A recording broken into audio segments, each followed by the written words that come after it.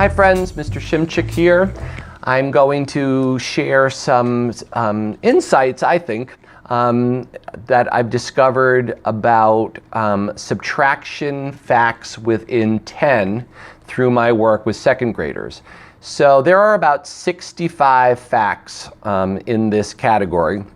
Everything from 10 minus 10 to 1 minus 1 and all of the facts in between. 9 minus all of the other digits, 8 minus, 7 minus, 6 minus, etc.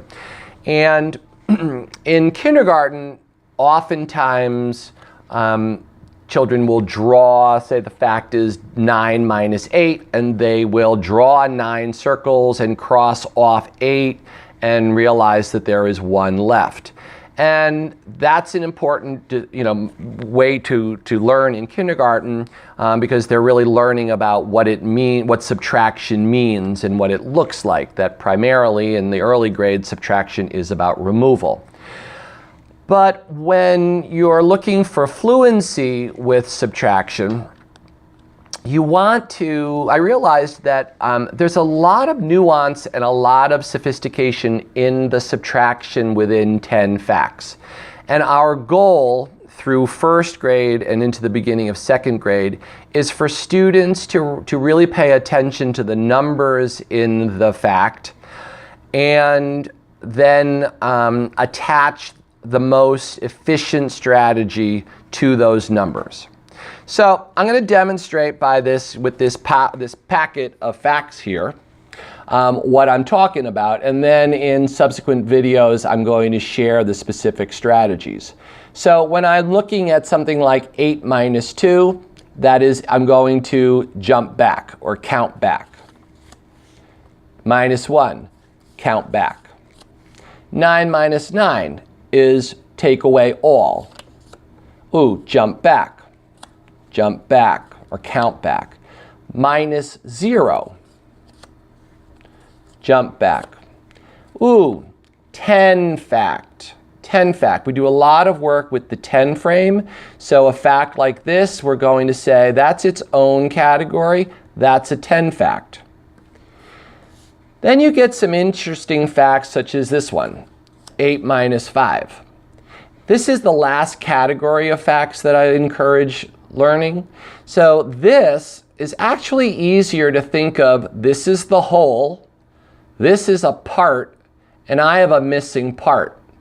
And the way to find the missing part is not to count back 5 from 8, but to add up. So I would say 5 in my head, 6, 7, 8. The answer to this problem is 3. This is an add up fact. 10 fact. 10 fact or minus 0 fact. Count back. Count up.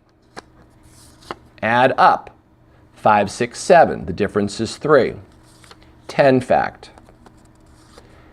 Count up. This ends up also being a doubles fact in reverse. If we know 4 and 4 is 8, then 8 minus 4 is 4. Take away all. Count up. Count up. Take away all. Jump back. Take away 0. Now, this is the other group, or the other strategy in this group. And this is certainly not one of the first strategies that first graders learn. But we refer to this card as neighbors. So once again, the idea of whole, part, part. The missing part with neighbor numbers is always 1. So as students begin to see this, and I'll show in a subsequent video how this looks and how you can present this with connecting cubes, we want children to realize that when they're looking at this, the difference between neighbor numbers is always 1, because I need 1 more added to the 8 to get to the 9. I'm not going to count back 8. I could say 8, 7, 6, 5, 4, 3, 2, 1 and land on the number 1, but that's a lot of counting. It's a lot of opportunity to make errors, and it's not really efficient. Whereas recognizing that this is a neighbor's fact is very efficient. So we continue. jump back, take away all, take away 0, take away all, 10 fact, take away all, jump back, or count back. This can be count back, but it's a neighbor's problem as well. Take away 0. These are very close to each other on the number line. They're not neighbors, but they're close. Much easier to add up, much more efficient to add up from 5, 6, 7 to know that your difference is 2.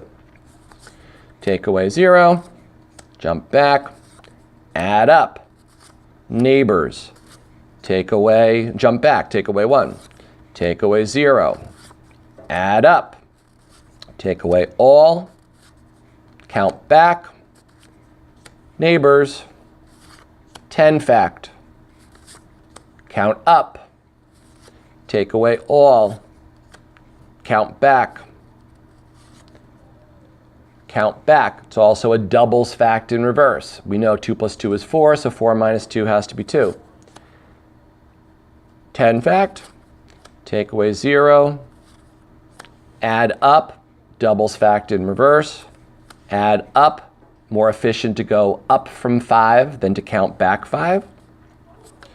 Count back, 10 fact, count back, minus 0, minus all, neighbors, these are neighbors as well, 10 fact. This is I usually say to students, don't count back more than 3. This is the fact that kind of breaks that rule. They're allowed to go back 4 because it's actually faster to go back 4 than to go up from 4. Neighbors, count back. That's the whole group of facts right there. And you can see that it's very efficient. Rather than thinking of each one of these facts as something unique and uniquely different that needs to be memorized, we're not about teaching memorization of facts. We're teaching children how to see how the relationship between numbers and the relationship between these facts, so that to learn a group of facts ends up being much more efficient in their development of subtraction fluency. And I'll speak in other videos about how each of these is learned and the progression by which that we use to teach these.